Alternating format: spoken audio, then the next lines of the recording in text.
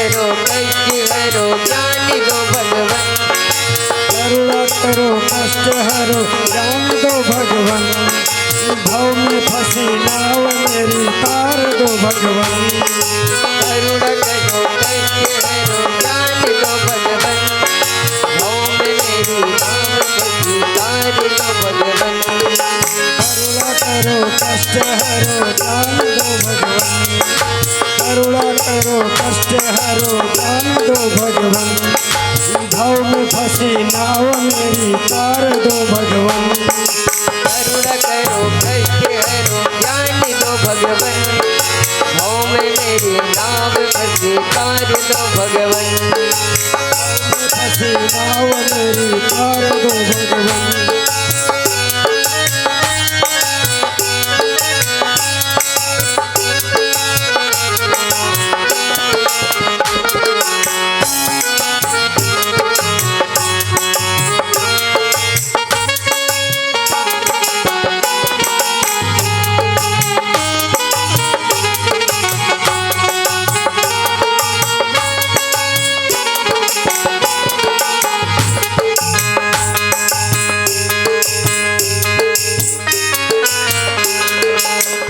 बोलिए सरस्वती मैया की जय हो। शारदा मैया की जय हो।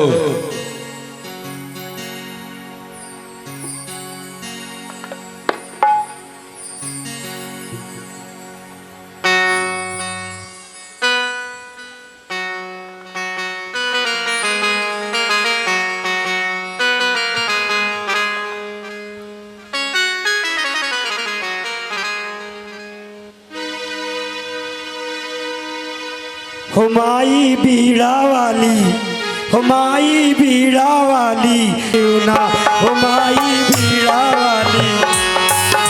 बजाई दे तू सरगम सजाई दे तू ना हुमाई बीड़ा वाली।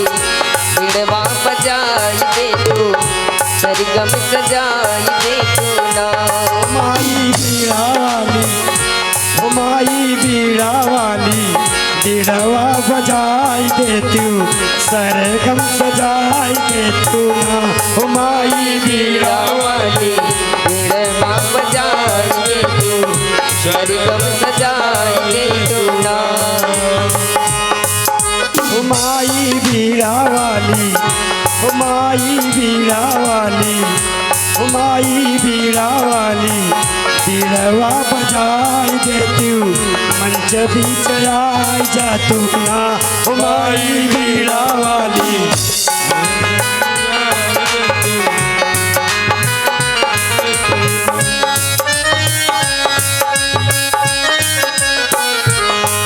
सजाई दे तू ना ओ सजाई दे तू ना हुमाई बीड़ा वाली।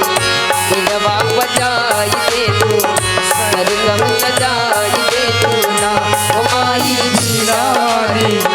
बीड़वा बजाई दे तू सरगम सजाई दे तू ना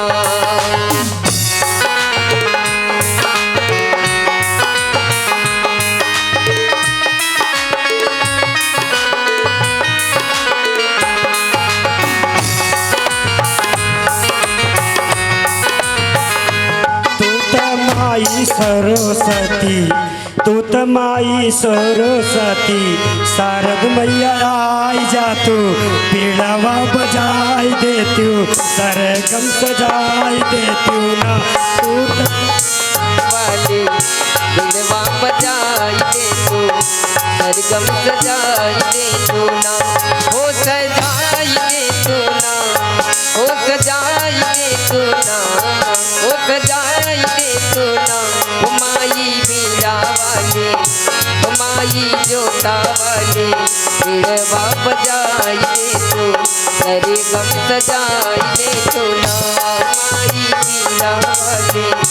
बीड़वा बजाई दे तू सरगम सजाई दे तू ना तू तो मात शारदा सरस्वती मोरी मैया। तू तो मात शारदा सरस्वती मोरी मैया। बीड़वा बजाई देती हूँ, सरगम सजाई देती हूँ ना हो माई बीड़वा। बीड़वा बजाई दे तू सरगम सजाई दे तू ना माई बीड़ा वाले। बीड़वा बजाई दे तू सरगम सजाई दे तू ना। ओ माई बीड़ा वाली, ओ माई बीड़ा वाली, लाल के लाज बताई ले तू, सरगम सजाई देती हूँ ना ओ माई बीड़ा वाली। आई दे तू सरगम सजाई दे तू ना। प्रेम से बोलिए शारदा मैया की जय।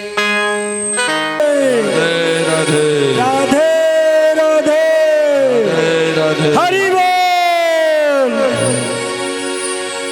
देखिए कंजूसी मत करिए, जयकारा बहुत आवाज से लगाइए। जयकारा में कंजूसी करेंगे। जो भगवान के पंडाल में हाथ उठाता है और ताली बजाता है उसे कहीं उठाने की जरूरत नहीं पड़ती। आज भगवान राम जी के दरबार में, भोले बाबा के दरबार में, मेरी माता रानी के दरबार में ऐसा दिन आया शुभ घड़ी कि देखिए कितनी बड़ी कृपा और अमृत बरसता है। तो कहा जाता है कि कहीं भागवत हो और कहीं शिव पुराण हो, कहीं भी भक्ति कार्यक्रम हो, जरूर पहुंचकर अपनी हाजिरी लगाएं। आज इस व्यासपीठ से आपका दास बोल रहा है कि दिव्य दरबार आपके सामने लगा है। जो माता रानी के चरणों में अपनी हाजिरी लगाता है उसे सभी कष्टों से मुक्ति मिलती है। तो माँ यहाँ बैठी है, कौन? सती। आज सती मैया का तपस्या चल रहा है और तपस्या में माता सती अपने मायके यानी अपने मायके नैहर से अपमानित होकर के देवी सती कैलाश पर्वत पर पहुंच गई। कहाँ? बाबा भोलेनाथ के पास। तो कहा जाता है कि भगवान को जिद दिल से मानता है, प्रेम से मानता है, उसे भगवान जरूर न जरूर दर्शन देते, कभी निराश नहीं करते बाबा भोलेनाथ।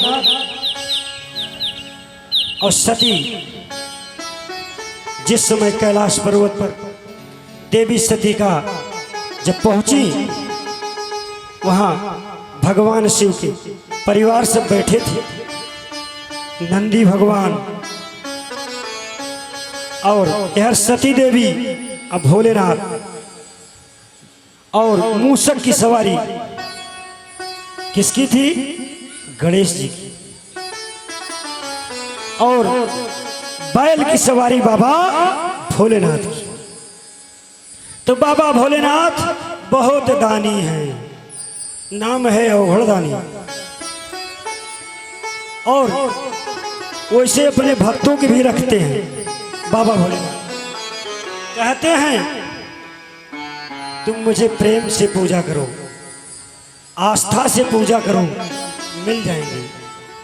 और जिसके अंदर आस्था भाव प्रेम नहीं है ना, कितना ही पूजा कर ले, कितना ही तीर्थ कर ले, कितना धाम कर ले, उसे फल प्राप्त नहीं होगा। इसलिए कहा जाता है, वेद व्यास जी सूत जी कहते हैं, हे भक्तगण, जितने आज भक्त बैठे हो, बाबा भोलेनाथ तो बहुत दयालु है। क्या है? दयालु, दया की सागर। अब जब देवी सती कैलाश पर्वत पर रहने लगी भगवान भोलेनाथ के साथ में, इधर राजा दक्ष प्रजापति क्या करते हैं? अहंकार में अश्वेत यज्ञ फान देते हैं। कौन सा यज्ञ? अश्वेत यज्ञ। और 37 कोटि देवी देवताओं को आमंत्रित कर दिए राजा दक्ष प्रजापति अपने महल में। भोजन की व्यवस्था आमंत्रित करके भोजन की जेवन करने के लिए यज्ञ करने के लिए यज्ञ करेंगे और जेवन भी कराएंगे। और राजा दक्ष प्रजापति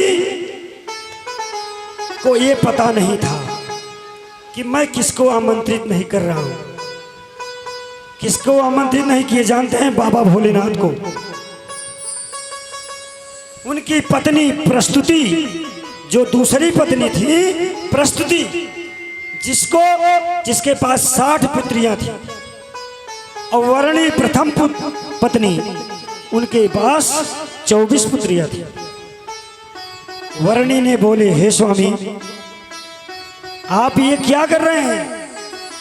जब सती का विवाह हो गया भोलेनाथ से, तो कौन सी ऐसी बात है उनको आमंत्रित नहीं कर रहे हैं? बोले, मैं उस अवघड़ मादारी को आमंत्रित नहीं करेंगे, मेरे साथ छल किया।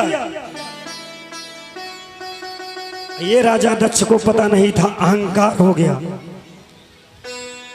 जब अश्वमेध यज्ञ की तैयारी हो गई, सारे देवी देवता आ गए, तैयारी में लग गई। एक समय एक दिन ऐसा घड़ी आया कि वो दिन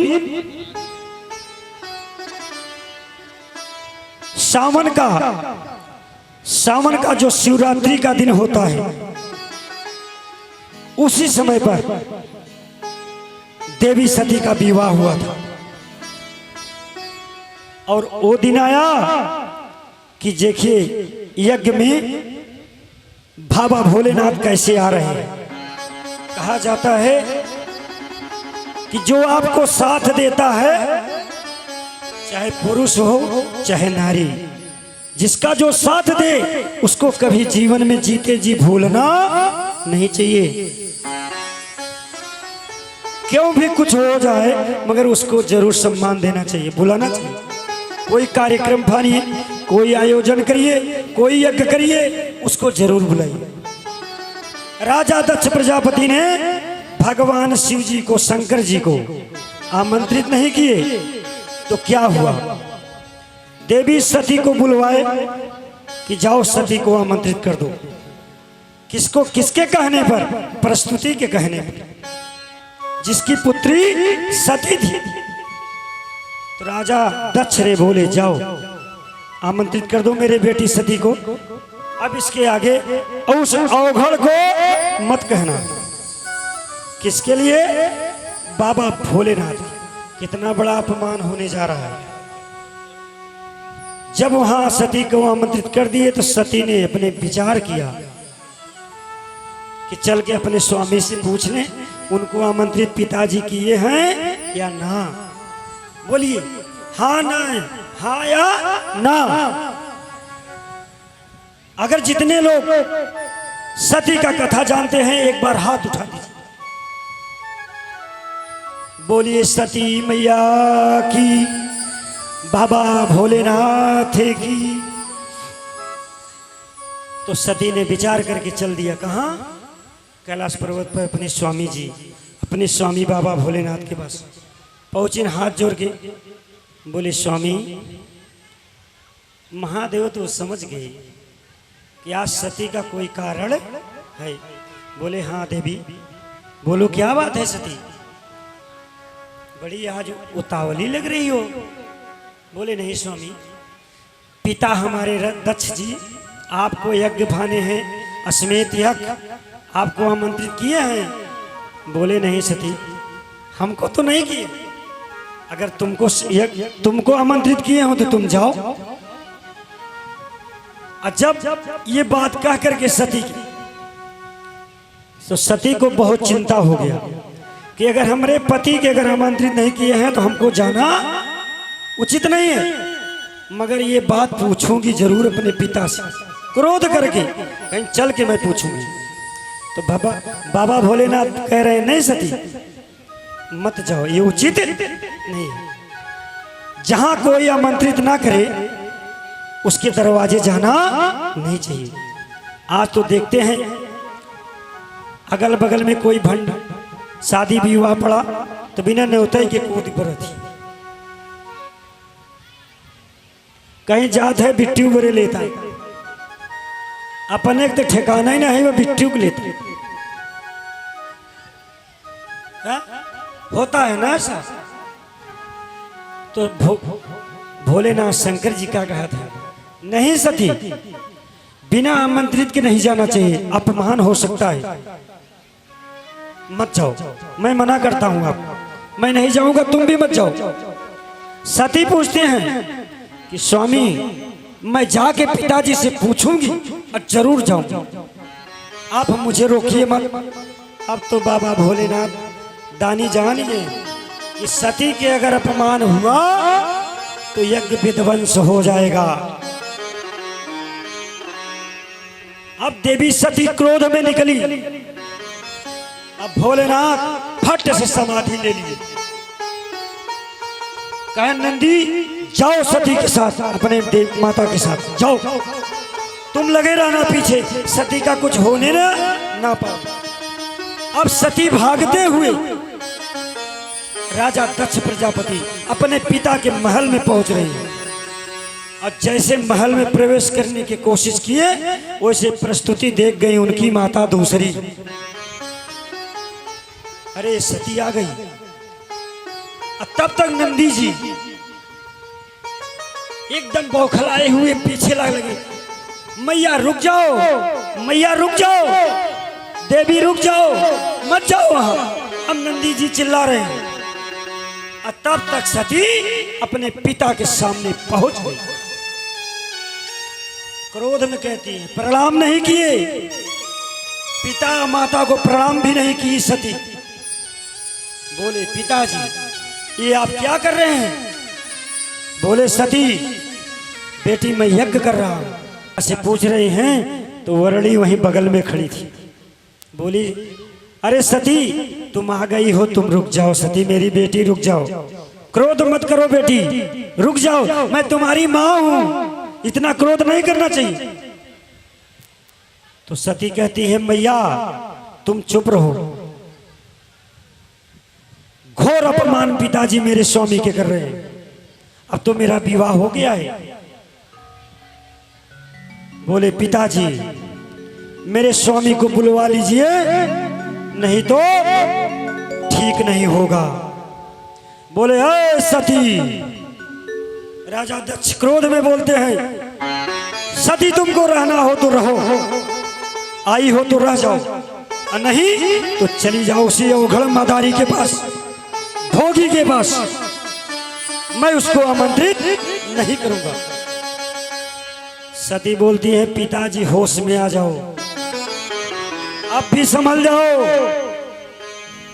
कहे मैं सब कुछ समझता हूं, जो करना है तुम्हें सती करो, मगर मैं नहीं बुलाऊंगा। सती बोलती है पिताजी अगर मेरे स्वामी को नहीं बुलाओगे तो मैं यज्ञ को विध्वंस कर दूंगी।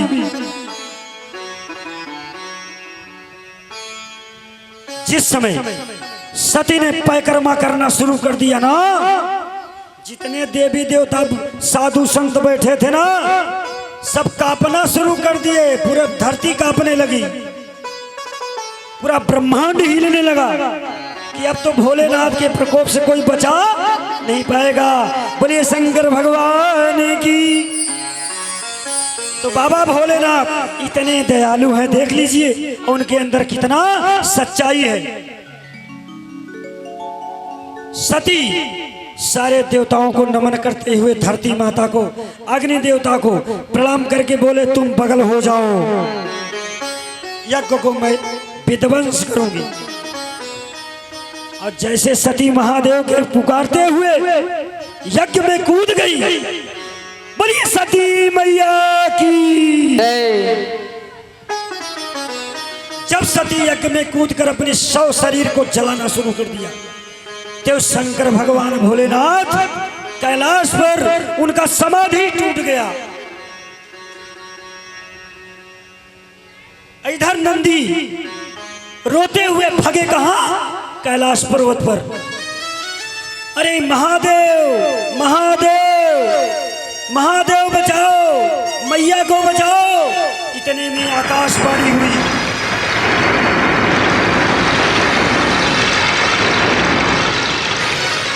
पूरा ब्रह्मांड हिलने लगा कि अब तो तहस के नहस हो जाएगा। और तब तक बाबा भोलेनाथ कैलाश पर्वत से उठकर अपनी त्रिशूल उठा लिए। बोले सती, ये तुमने क्या कर दिया? बाबा भोलेनाथ रोते हुए सती को उठाने के लिए वहां से चल दिए। सती, तुमने क्या कर दिया? अब बाबा भोलेनाथ पहुंचे राजा दक्ष के महल के पहले, अपना चटा उखाड़ कर फेंके, वीरभद्र को पैदा किए। बोले वीरभद्र, चले जाओ, राजा दक्ष का गला काट के यज्ञ कुंड में डाल दो और तहस के नहस कर दो। जैसे वीरभद्र चला वहां से, इधर राजा दक्ष प्रजापति के पूरा महल हिलने लगा। बोलिए शंकर भगवान की। कहा जाता है विपरीत बुद्धि विनाश काले, जिसका विनाश होना होता उसकी मति भगवान हर लेते हैं। जाको दारुण दुख दीना, ताकर मति पहले हर लीना। उनका नाश होने की समय आ गई। अहंकार, जो अहंकार करता है वो महादेव का आहार होता है। तो सोच लेना, कभी ऐसी गलती मत करना। जैसे बाबा भोलेनाथ वहां बैठे हैं, उनकी पूजा कोई परिवार से करने वाला नहीं था। बोलिए शंकर भगवान की जय। जैसे बाबा भोलेनाथ पहुंचे राजा दक्ष प्रजापति के महल में, राजा दक्ष के गला काट करके कुंड में डाल दिए और सती का शव लेकर के चल दिए वहां से। जिस समय तांडव करना शुरू किए, पूरा भूचाल आ गया पृथ्वी पर। सारे देवी देवता त्रायमान त्राय होने लगा। अरे भोलेनाथ, शांत हो जाओ।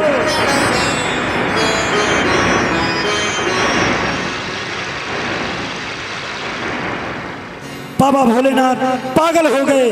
किसके वियोग में? सती के। उधर देवऋषि नारद जी पहुंचे कहां? नारायण के पास।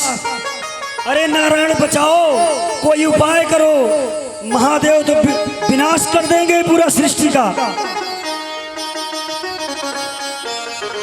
भगवान नारायण, श्री हरि विष्णु, लक्ष्मी जी विचार करके कहते हैं, घबराओ मत देवऋषि, जो हो रहा है वो भी अच्छा है, जो होने वाला है वो भी अच्छा है। भगवान नारायण अपना चक्र सुदर्शन निकाल लिए। बोले सती, इस जन्म में नहीं, उस जन्म में तुम्हारा भाई बन के आऊंगा मैं। तुरंत सती का शव को खंड खंड में चक्र से काट दिए। आज मैया सती के चरणों में बारंबार नमन करके व्यासपीठ से कहेंगे कि कभी कोई अपने अपने पति को अपमान मत करना। अब बिना पति के पूछे नहीं हरे जाना भी मत। जहां पति की सम्मान नहीं, वहां पत्नी की सम्मान नहीं। इसलिए कहा जाता है कि जहां पति की सम्मान नहीं, वहां पत्नी की सम्मान नहीं। आज हमार दीदी हरे, भाभी चाची हरे ऐसा है ना कि वो मार्केट गए हैं, वो फरार हो गए संडिल पहन के, कहीं ना आवत है कि उनका पता ही नहीं बा हमारे ससुरारी से न्योता आई भा कि नहीं। जब पहुंच गए तो कहीं बाबा का अम्मी के लगे फोन लगाओ, बाबा पापा के लगे फोन लगा, भैया हम चली आई है, लड़कियों के ध्यान दे दे, स्कूल से ले आई। आज भी देखा जाता है, अगर ससुर सास बीमार रही खटिया पर पड़ा रही, उनकर पूछे वाला क्यों ना है ना, और नैहरे में माई बीमार हो गई ना, तब दूसरे से कर्जा लेके चली जाए।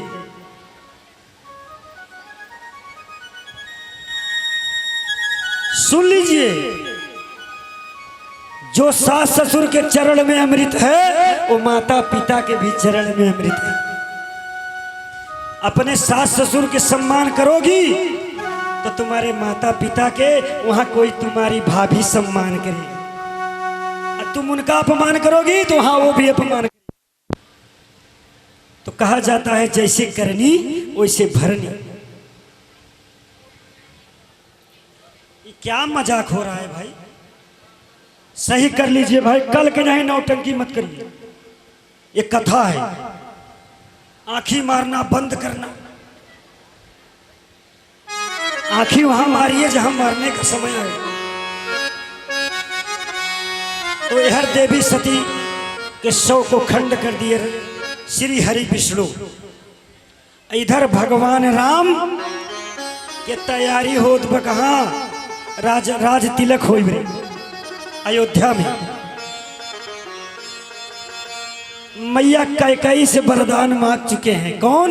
राम जी। किसी के पता नहीं बा, और मंथरा के पता चल गए कि फला दिन राजा राम जी के राज तिलक हुए। दशरथ जी बुलाए गए, अपने द्वारपाल नौकर चाकर के कहे थे कि जाओ सब ढिढोरा अयोध्या में पिटवा दो कि फला दिन राजा राम राजा हुई। तब मंथरा सुन गई, अपन दासी सुन गई कि राम राजा हो जाता। कैकेयी देवी हमसे बताए हैं, एक बार मांगई के बाद अपने स्वामी दशरथ के वचन से अब कैकेयी के पास, दासी कैकेयी के पास मंथरा चल दिया। जा करके वहां क्या कहती है मंथरा? अरे दासी, मंथरा पहुंची तो कहा था, अरे देवी कैकेयी। कहन हाँ दासी, क्या बात है, आज तो तुम बड़ी उदास हो। कहन नहीं मंथरा, मैं उदासी कैकेयी से बात होता। कैकेयी कहते नहीं तुम उदास हो। तो मंथरा कहा था नहीं देवी, हम उदास नहीं है। कहने आज लग रहा है, क्या बात है बताओ दासी, तुम बताओ, कोई कुछ कहा अयोध्या में? कहें नहीं। कहें नहीं, तब बताओ।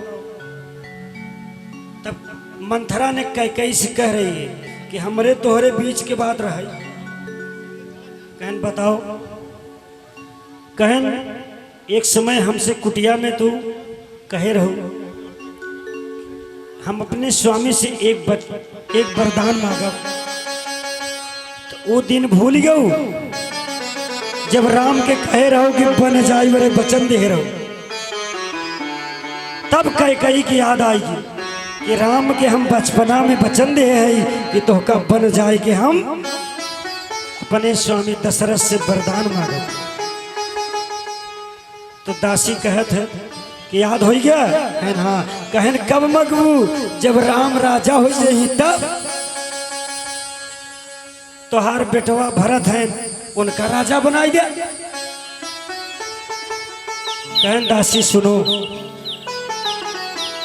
अब ऐसा अवसर आया है मांगेगी। अब कैकेयी विचार करत है दासी मंथरा से कि एकर कोनो उपाय बताओ दासी। कहन उपाय यही है कि जाकर कोप भवन में तुम बैठ जाओ, तब तुम्हारे पति दशरथ आएंगे, तब यही मांगना। कैकेयी ने राजा दशरथ युद्ध करने गए थे, तो राजा दशरथ के रथ की चक्का के एक पहिया उखड़ गई, खुली ऊपर ही जात रही, नट खुल गया। उस समय कैकेयी थी, कैकेयी ने अपनी अंगुली उसी चक्का में लगा दिया। उस समय संग्राम होते समय कि अगर चक्का ऊपर जाए तो हमारे स्वामी हार जाएंगे, पराजित हो जाएंगे। जब युद्ध को जीते दशरथ जी तो जब उतरे रथ से देखें तो कैकेयी की अंगुली कट गई थी। बोले अरे रानी ये क्या हुआ? बोले स्वामी युद्ध आप कर रहे थे तो आपके चक्का रथ के चक्का खुल रहा था, इसलिए मैं उस जगह अपनी अंगुली लगा के रोक लिया देवासुर संग्राम में। तो राजा दशरथ जी बोलते हैं रानी तुम मेरी विजय कराई है, तुम मांगो जो वर मांगना है, मैं वर देने के लिए आज तैयार हूं। कैकेयी बोली स्वामी ठीक है, आप अगर वर देना चाहते हैं तो वचन दीजिए कि वर देंगे। अपने स्वामी दशरथ से वचन बना लिया। तो कहें जब समय आए तो स्वामी हम ई वर को मांग लेंगे, अभी नहीं, चलिए समय आने दो। वही वर मांगी थी, मांगने के लिए कैकेयी जा रही हैं कोप भवन में। अयह राम तो पहले कैकेयी से बचा बना ले रहे कि हमका 14 वर्ष के वनवास चाहिए। मंगल भवन मंगल हारी ओ मंगल भवन मंगल रवहु तो दशरथ अजिर बिहारी। मंगल भवन अमंगल हारी प्रभु दशरथ अजिर बिहारी। राम सिया राम सिया राम जय जय राम। राम सिया राम सिया राम जय जय राम। ओ गई माई जो राम रच रहा था, ओ करित बढ़ावे साथा। राम सिया राम जय जय राम। राम सिया राम जय जय राम। ओ देवी पूज पर कमल तुम्हारे, सुनी नर मुनि सब होज तुम्हारे। राम सिया राम जय जय राम। राम सिया राम जय जय राम। ओ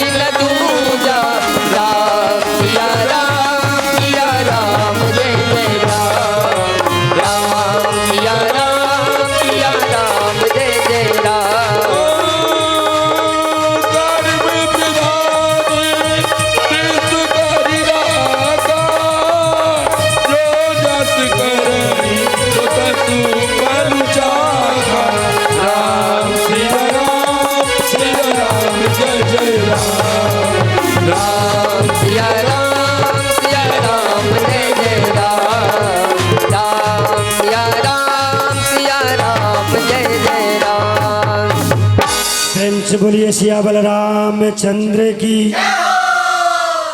राघवेंद्र सरकार की।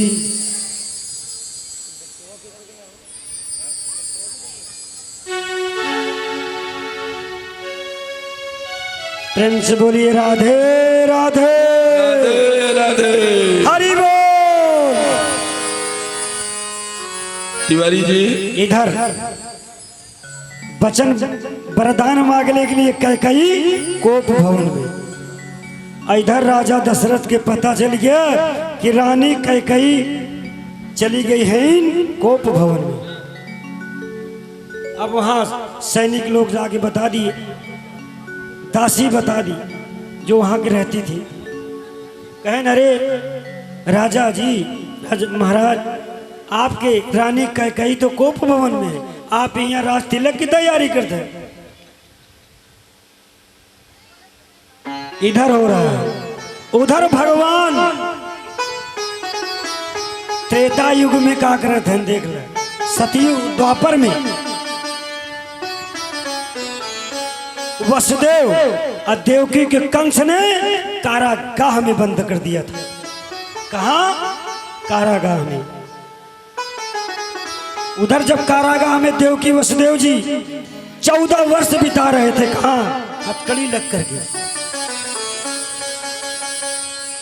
उधर नारायण सोच रहे हैं,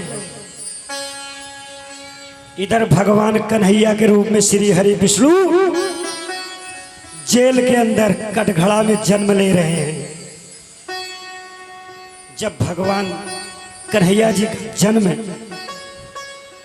सावन भादव कृष्ण पक्ष जन्माष्टमी के दिन 12 बजे रात भगवान कृष्ण का जन्म कहाँ हो रहा है?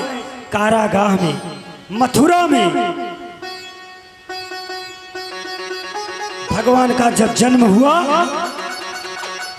वसुदेव जी कन्हैया जी को कहां पहुंचा दिए? गोकुल में। और इधर भगवान कृष्ण भगवान का जन्म हुआ, उधर कंस के पता चल गया कि 8वां पुत्र पैदा हो चुका है। और कंस इसीलिए सब पुत्रों को वध करता रहा कि अगर देवकी के 8वां पुत्र पता नहीं कब कौन सा निकल जाए, इसलिए सबको मारेंगे। इधर भगवान मर्यादा पुरुषोत्तम जी की संकट की घड़ी आ रही है। कहा जाता है दुख भगवान को भी मिला था। किसको? भगवान को। जो इस मृतलोक में आया है उसे जाना निश्चित है। अब जो आया है वो दुख सुख को झेलना पड़ेगा। तो आज शिव महापुराण शास्त्र के अनुसार कहा जाता है, सूत जी कहते हैं, अरे मुनिवर,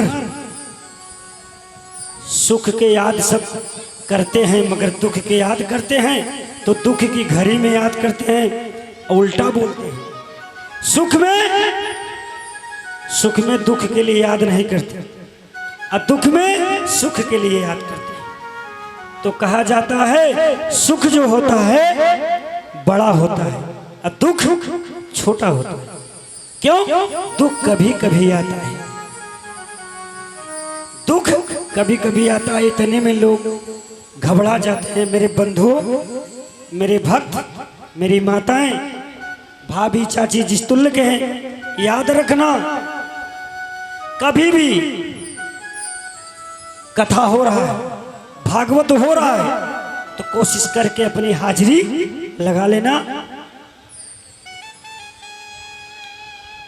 मोहन तुमसे मिलने का बस एक बहाना है, तुमसे मिलने का बस एक बहाना है। मन तुमसे मिलने का सत्संग ही बहाना है। मोहन तुमसे मिलने का बस एक ही बहाना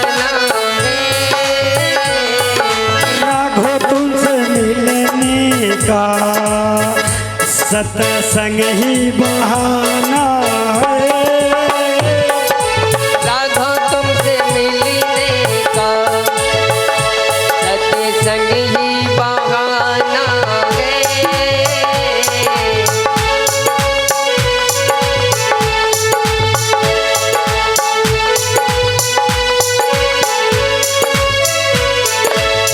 एक भक्त कहा तो भगवान से क्या कहा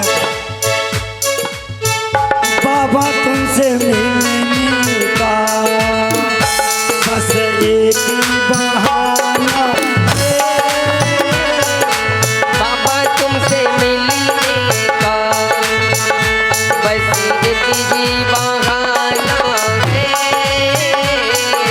बाबा तुमसे मिलने का बस एक ही बहाना है। भोले तुमसे मिलने का भोले तुमसे मिलने का सत्संग ही बहाना है। भोले तुमसे मिलने का सत्संग ही बहाना है।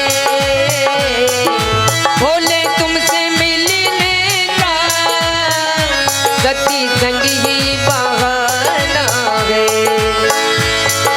गुरु तुमसे मिलने का गुरुवर तुमसे मिलने का बस एक ही बहाना है। गुरु तुमसे मिलने का बस एक ही बहाना है। गुरु तुमसे मिलने का बस एक ही बहाना है। भोले तुमसे मिलने का सत्संग ही बहाना है। भोले तुमसे मिलने का सत्संग ही बहाना है।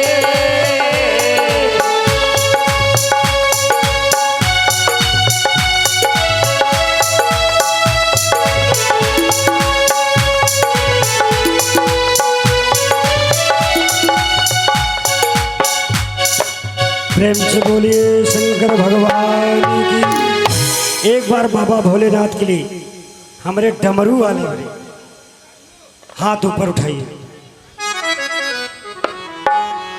प्रेम से बोलिए बाबा भोलेनाथ की जय काशी विश्वनाथ की जय बाबा बैजनाथ की। जय।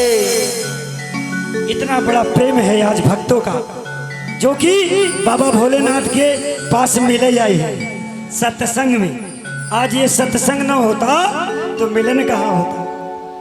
कहा जाता है कि वो भगवान के प्रिय भक्तिन रही बेचारी, रोज के कहा था भजन में कि भोले तुमसे मिलने के लिए केवल एक ही बहाना बा, नहीं हम घरे से आवाई न पाऊ। तो भगवान कहें चलो ठीक है तुम सत्संग में आओगी तो हम तुम्हें दर्शन दे दें। ये बैठे हैं बाबा भोलेनाथ, देख लीजिए यह राम जी बैठे। कौन? राम। ये जिसे कहते हैं राम, सोते और चलते राम। राम नाम में इतना रस है जिसे कहते हैं राम। अगर किसी की मृत्यु अंतिम समय आ रहा है, अगर राम राम बोल दे तो उसे भगवान अपने धाम को बुला लेते। इसलिए सत्संग करिए, गुरु मंत्र लीजिए, गुरु दीक्षा लीजिए, ताकि भगवान के चरणों में आपका दर्शन का मार्ग गुरु के द्वारा मिल जाए। आज देखते हैं कि उम्र बीत जा रही है, उम्र बीती जा रही है धीरे धीरे, मगर गुरु मंत्र नहीं लिए, शरीर ध्यान नहीं देते हैं कि बा की जात बा। तो हम ये कहेंगे सभी भक्त बंधुओं से जो आज शिव पुराण की कथा सुन रहे हैं, यहर मैया सती तपस्या करके 1108 कमल के पुष्पों को वर्णन करके भगवान शिव को प्राप्त किए, मगर निभा नहीं पाई मैया। भगवान शिव के साथ माता सती का सुख नहीं मिला। क्या मिला? दुख। आज सभी अपने छोटी छोटी बेटियों से कहेंगे कि बिटिया, माता पिता जन्म देते हैं, इतने बड़ी से इतनी बड़ी कर देते हैं, पाल करके आपको पढ़ाते हैं और लिखाते हैं, बड़ी करते हैं। तो माता पिता की जो सेवा है, जो माता पिता का कर्तव्य है बिटिया, कभी तुम भूलना मत। जो पिता अपने माता पिता के कर्तव्य को भूल गई, वो बेटी नहीं है, उसे बेटी नहीं कहा जाता। आज हमारी बिटिया क्या करती हैं? ऐसा जमाना आया है कि विद्यालय में पढ़ने के लिए जा रही हैं। सुन लीजिए, पहले गौर से सुनिए, ये बात को ध्यान रखना। आज मेरी बेटियां पढ़ने के लिए लाडली जाती हैं स्कूल में, हॉस्टल में, तो उनसे वो सावधान हो जाएं कि कभी भी अपने माता पिता की सेवा को अपने हृदय में हमेशा जगा के रखना चाहिए और ऐसा कपड़ा पहन के जाएं कि ताकि कोई दृष्टि निगाह न रख सके। और कभी भी ज्यादा सुंदरता ला करके चेहरे में नहीं जाना चाहिए। और कहीं फंक्शन हो, आज हमारी बिटिया लोग क्या करती हैं? सेल्फी ज्यादा लेती। सेल्फी के चक्कर में कितना जनी गंगा जी में चली गई। सेल्फी के चक्कर में कितना लोग छत से गिर गई। सेल्फी के चक्कर में मोटरसाइकिल से फेंकाई गई कि हमारे पति चलावत है, सेल्फी लेते। तो सब कोई सावधान हो जाओ, अपनी मर्यादा और अपनी सम्मान लेकर के जियो। जहां माता पिता कर दे वहां चली जाओ। आज मेरी बेटियां क्या करती हैं? माता पिता ने बड़ा किया, पाल करके पढ़ाया लिखाया, एक दिन क्षण मात्र के प्यार में, क्षण मात्र के भरमाने में, एक दुशासन के चक्कर में अपनी जिंदगी खराब कर दी और छोड़कर चली गई। उनका नैहर बर्बाद हो गया, उनका ससुराल में अपमान होगा। अब कहां जाएंगी वो? अब तो डूब के मर जाएंगी चुल्लू भर पानी में। तो कहा जाता है, भजन करो मस्त जवानी में, बुढ़ापा किसने देखा है।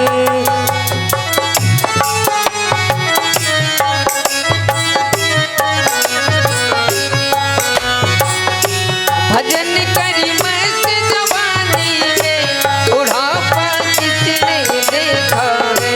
भजन करी मस्त जवानी में, बुढ़ापा किसने देखा। बोलिए राघवेंद्र सरकार की, प्रेम से बोलिए राधा मैया की।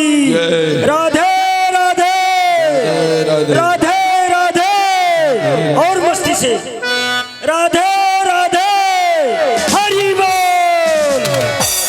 बोलिए बरसाने वाली मैया की, राघवेंद्र सरकार की। जितने ही प्रेम भाव हृदय से बोलोगे, उतने ही भगवान कृपा। तो सुनिए, जो ऐसा करता है ना, उसे क्या सजा मिलता है। हमारी बिटिया बहन सुन ले, भाभी चाची अरे सुन ले।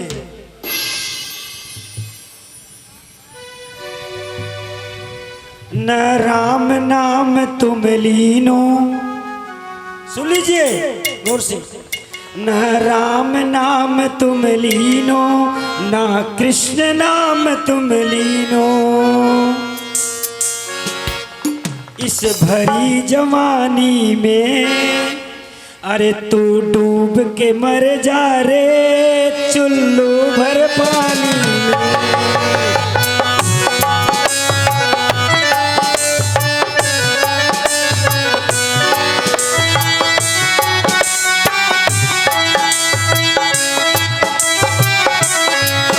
राम राम लीनो,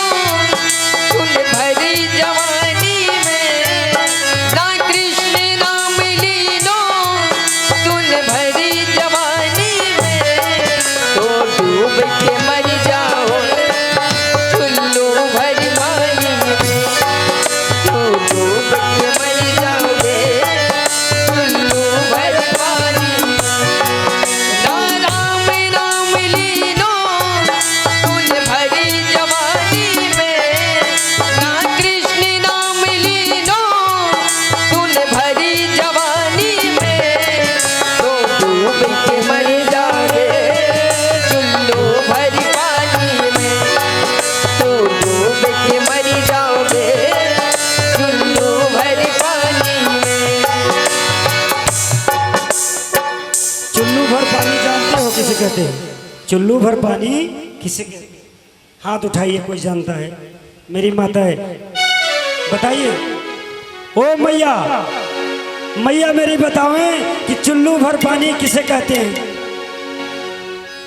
सुनिए, चुल्लू भर पानी की वो भजन है कि जब किसी माता पिता की घटका लगता है ना, अब प्राण निकल जाता है, चुल्लू भर पानी नहीं पाता।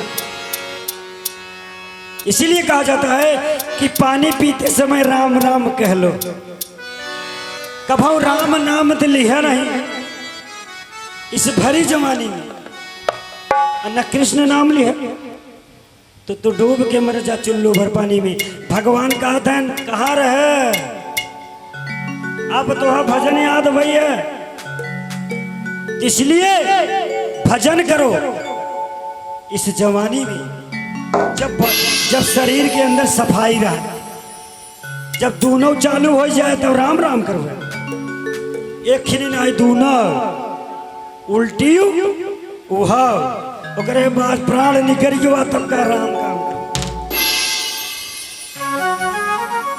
जितना इंसान को जन्म लेते समय कष्ट सहना पड़ता है, उतना कष्ट मरते समय सहना पड़ता है।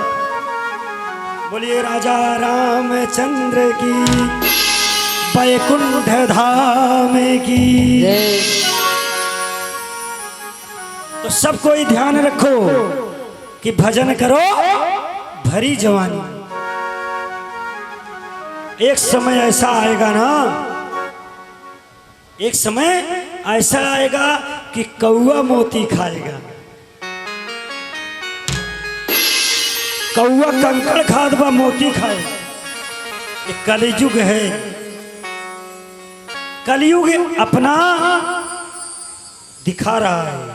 इसे कलंकी कलयुग कहते हैं। कलयुग अभी तक तो कलयुग 5,500 वर्ष बीता ही हुआ। अब 4,45,000 वर्ष कलयुग भाई बचा हुआ। सबको ध्यान दे ले, अपने मुख से कभू गाली मत दी है।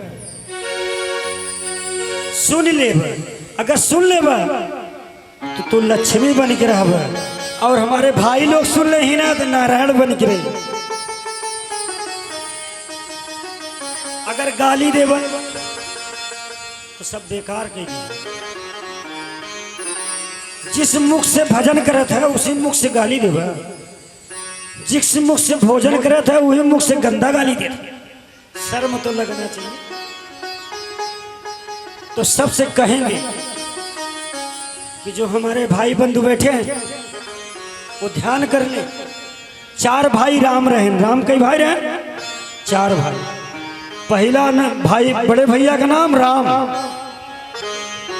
फिर लक्ष्मण, फिर भरत, शत्रुघ्न। 4 भाई रहे। चारों जने विवाद पैदा नहीं भो। कभू विवाद नहीं हुआ। पूरा अयोध्या चलाए त्रेता में। आज एक भाई भाई के नहीं देखे चाहता तो सुन ले भाई। आज इस राम कथा एवं शिव कथा, शिव महापुराण है। दूसरा दिन, मतलब दूसरा दिन आज कथा चल रहा है। तो सुन लीजिए कि गौर रख लेना। जिस भजन में राम के नाम न हो उस भजन को गाना ना चाहिए। जिस भजन में राम का नाम नहीं उस भजन को गाना ना चाहिए। जिस भजन में राम के नाम न हो उस भजन को गाना ना चाहिए।